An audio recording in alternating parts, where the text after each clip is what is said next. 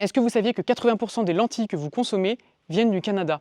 Nous sommes aujourd'hui avec le président du département de l'Aveyron, dans une ferme du Lévezou, la ferme des Frontilles, où nous avons rencontré Jérémy, qui est un exploitant de lentilles aveyronnaises, et qui nous expliquait aujourd'hui que face au réchauffement climatique, il est fondamental de s'adapter et de produire de la lentille locale. Aujourd'hui, il cherche à produire une lentille en circuit court, une lentille qui permet aujourd'hui de nourrir les écoles, qui permet de s'adapter au réchauffement climatique. J'ai ici des lentilles avec moi, et comme vous pouvez le voir, dans un pied de lentille, là où avant vous aviez deux lentilles, aujourd'hui il n'en reste plus qu'une. L'impact de l'adaptation au réchauffement climatique est donc fondamental. Il est vraiment important aujourd'hui d'avoir une production locale, et ça passe par une politique à la fois d'adaptation et une politique d'atténuation. Atténuer le réchauffement climatique, c'est aussi permettre à nos agriculteurs, à nos éleveurs, et on peut le dire ici au cœur de l'Aveyron, pour avoir ainsi accès à de l'eau, à différentes techniques agricoles d'innovation qui sont écologiques pour pouvoir vivre, développer leur ferme au cœur de nos beaux terroirs. Il y a une phrase que j'aime beaucoup, c'est « manger, c'est incorporer un territoire ». Il est vraiment important aujourd'hui de réapprendre à bien manger, à bien se nourrir. Il est vraiment important que le producteur puisse vivre de son travail. Et ça passe par le prix, et donc toute une politique à repenser autour